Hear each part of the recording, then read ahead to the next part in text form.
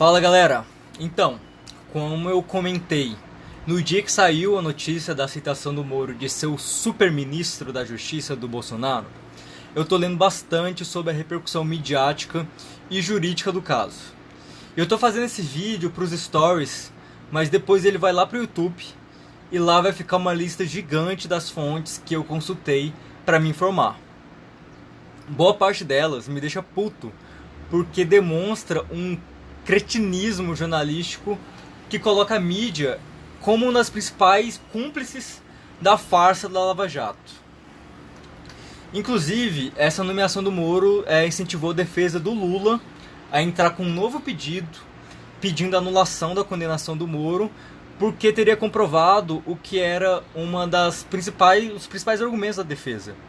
A de que o Moro não tinha isenção no caso e que atuava como um puxadinho do Ministério Público, confundindo a atuação de juiz com promotor nessa operação, que é uma força-tarefa, que começa lá em 2014, no começo de 2014, com a Polícia Federal investigando crimes de corrupção, lavagem de dinheiro, inicialmente do oleiro Alberto Youssef, que foi delatando algumas pessoas, que foram delatando outras pessoas, e atingiu várias empresas como a Petrobras, a Odebrecht, a OAS e a Andrade Gutierrez.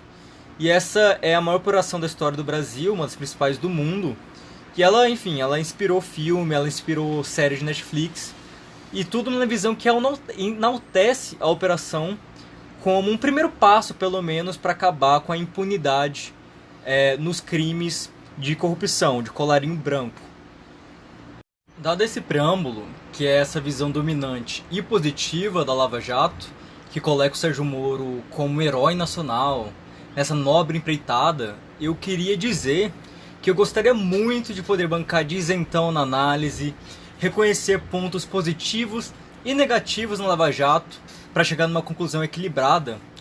Mas a verdade é que de tudo que eu já sei sobre política, história, economia, criminologia, somado com o que eu fui ler de crítica à Lava Jato, seria muito desonesto da minha parte eu não acusar a Lava Jato de ser, no mínimo, um desastre. E possivelmente uma operação criminosa, fraudulenta, farsante e vários outros adjetivos bem ruins. E esse é um dos motivos que faz das ciências humanas uma área muito doida, porque qualquer fenômeno social, dependendo da perspectiva de cada analista, pode ter interpretações completamente conflitantes. E a questão é que a visão dominante da Lava Jato tem apoio das principais instituições do país, desde o Judiciário, a PF, o MP e a mídia, que são partes desse processo. E elas conquistaram um apoio fervoroso da classe média para uma agenda hipócrita contra a corrupção. Mas não é e nunca foi sobre corrupção, mas sim sobre utilizar esse pretexto para dar um golpe e mudar o regime do governo para um mais favorável aos interesses da elite nacional e da estrangeira, que preferem um governo neoliberal e neoconservador puro sangue a um governo social-liberal com uma preocupação com a inclusão social, como é o caso do PT. Enfim, a crise política e o seu direcionamento proto-fascista é tema do meu projeto de doutorado, que eu vou iniciar ano que vem, e também está sendo trabalhado no canal. Inclusive, meu próximo vídeo vai ser explicando a possibilidade do neofascismo no Brasil ser liberal na economia, o que pode soar contraditório para quem está se apegando a concepções eurocêntricas e clássicas do fascismo. Mas voltando, de onde é que eu saio para chegar nessa visão? Eu vou antecipar minhas fontes. Eu acabei de ler o capítulo do livro do Gessé Souza sobre a Lava Jato e a corrupção. Eu também li o texto do Rubens Casara, que faz parte do livro que eu estou sorteando, Ótima Política, que ele é juiz e ele é acadêmico em Direito. E eu também vi entrevistas e análises de outras figuras. Maurício Dieter, que é um criminólogo, professor da USP. O Aurélio Lopes Júnior, que é um expert em processo penal. Também li a defesa do Lula, especificamente a defesa do Cristiano Zanin, que é o principal advogado. E eu tô falando essas coisas porque pra mim é humanamente impossível condensar tudo que eu conheço para passar nos stories. Então não tem alternativa melhor para vocês do que vocês irem atrás das fontes. Mas eu devo participar de uma live no canal Saia da Matrix, do camarada Humberto Matos, e eu vou poder destrinchar melhor a argumentação lá, com mais detalhes, com mais profundidade. Mas enfim, o resumo da ópera é o seguinte: a Lava Jato, ela é construída sobretudo em cima de delações premiadas. Em linhas gerais, a ideia é prender uma pessoa suspeita provisoriamente e convencê-la, até utilizando essa prisão como um instrumento de coerção, para que ela se declare culpada e que delate outros culpados em troca da própria liberdade ou outros prêmios. Então, basicamente, a ideia é forçar supostos criminosos a entregar outros criminosos.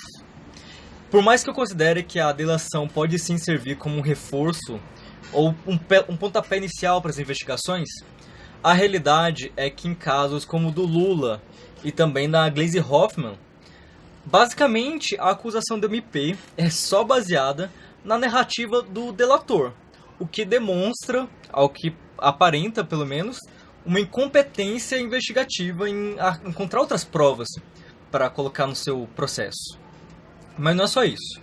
A delação, ela é um jogo em que o preso, ele quer falar o que for preciso para ele ter o prêmio. Ou seja, ele quer agradar o MP. Então a delação não é imaculada, mas é fruto dessa troca de interesses entre esses atores. E o que o MP quer nessa história? A principal figura do MP na Lava Jato é o Deltan Dallagnol, que é um cara conservador, um quase pastor aí, fundamentalista religioso, que se considera um paladino da justiça na luta contra a corrupção. Mas assim como outros juízes, aliás, ele não é juiz, né? Mas assim como os juízes, como o Moro e o Bretas, que representam a Lava Jato em Curitiba e no Rio, eles recebem auxílio moradia mesmo tendo propriedade. Enfim, o Dallagnol, o cara do PowerPoint, ele lá já deixou claro que para ele o Lula é o topo da pirâmide e o principal alvo da Lava Jato, que ele é o chefe da quadrilha. Então assim, que a Lava Jato tinha como finalidade maior e última prender o Lula, não sou eu que tá falando, é explícito. Quem tá falando é o Dallagnol. E aí a gente chega noutra questão, que é o judiciário ter deixado de julgar para ser parte da Inquisição. A força-tarefa acabou anulando a divisão real dessas instituições. O Moro é um braço do Dallagnol e vice-versa. Isso para eu nem falar como o Moro nunca achou constrangedor, por exemplo, pousar para fotos com políticos da direita. E também vai assumir cargo num governo em que o presidente é acusado de caixa 2 no passado, com o caso da JBS, e agora no caso das empresas e o WhatsApp. Também é acusado de enriquecimento desproporcional aos rendimentos de deputado, de contratar funcionários fantasmas e outras coisas. O filho dele também já usou verba parlamentar para ir para um estado treinar tiro. E ele vai estar lá com os corruptos, o que, ao meu ver, acaba de vez com toda a moral dele. Ao que tudo parece, a mídia, a classe média queria fazer dele um super-homem, um Batman combatendo os criminosos, mas ele tá mais para o duas caras. Tudo isso que eu tô falando configura esse tal de lawfare, que, traduzindo, é guerra judicial. Se trata de uma instrumentalização política do direito contra um adversário, na maioria das vezes com apoio da mídia, para destruir reputações e conquistar um regime mais afinado com o que você quer. E de fato é o que a Globo vem tentando fazer no Brasil desde o Mensalão, mas que se fortaleceu a partir dos protestos de junho de 2013. Eu não concordo aqui com a interpretação do Gessé Souza, mas eu entendo que sim, a Globo tentou dirigir os protestos, tentou cooptar a direção dos protestos, emplacando a pauta anticorrupção para derrubar as PECs 33 e 37, por exemplo. Mas enfim, com a Lava Jato se toma outras proporções, inclusive eles sendo cúmplices do crime do Moro, que foi divulgar a escuta ilegal da Dilma para impedir que o Lula fosse ministro, que eu também já abordei no vídeo sobre o golpe suave. Mas tipo, se você pegar o livro do Gessé, ele demonstra como a Lava Jato e a Globo sempre agiram para despolitizar o fenômeno da corrupção. Porque a prioridade nunca foi uma reforma política que, por exemplo, dificultasse o problema em si, né, que é a colonização do público pelo privado, focando em prevenção, transparência, controle externo, accountability e etc. Mas sim em punir inimigos específicos, construídos e livrando inclusive a cara dos corruptores, dos empresários que são os maiores beneficiários da delação premiada. Inclusive, eu acho que a maior prova que eu conheço da seletividade e a hipocrisia da Lava Jato é que tanto o Emílio Odebrecht quanto o Otânio Palocci se ofereceram para denunciar crimes da Globo e de bancos que eles conhecem, crimes graves. E isso nunca foi utilizado para criar novos ramos de investigações. E pelo contrário, Molo, Dallagnol, etc., sempre dispensaram essas ofertas dos delatores e tentaram com isso e acabaram ignorando as maiores práticas de corrupção no Brasil. E por quê? É porque a Lava Jato é uma farsa, é um lawfare contra o PT e contra, ao meu ver, as pautas da esquerda como um todo. E afetando aí também, além do PT, né, o Ciro Gomes, Guilherme Boulos, todo mundo que tem uma visão de desenvolvimento que é movido pelo Estado e também acha essencial uma igualdade social com redistribuição de riquezas. E a ideia do lawfare e da Lava Jato é levar a política para um caminho contrário, para uma agenda de direita, neoliberal na economia e conservadora nas relações raciais, a questão das mulheres, questão LGBT, etc. Mas a questão é também que o lawfare é péssimo para a economia.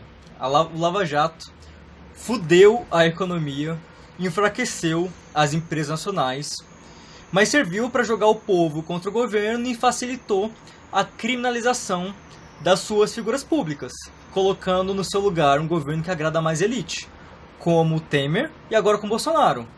Por quê? Porque eles vão cortar direitos trabalhistas, eles vão proteger o esquema da dívida pública, que é o que mais consome recursos do orçamento, vai privatizar empresas altamente lucrativas para o capital estrangeiro, e etc. É por isso, gente.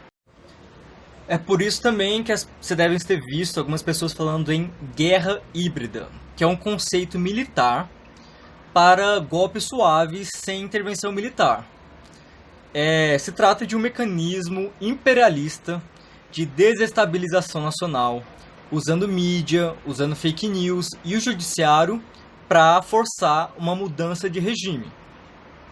A grande novidade do momento é como isso pode ser utilizado para além da mídia tradicional, mas por páginas e grupos que utilizam do Big Data, da internet, para mandar uma mensagem manipuladora específica conforme a personalidade interpretada através dos dados que a gente deixa no Facebook e no Google.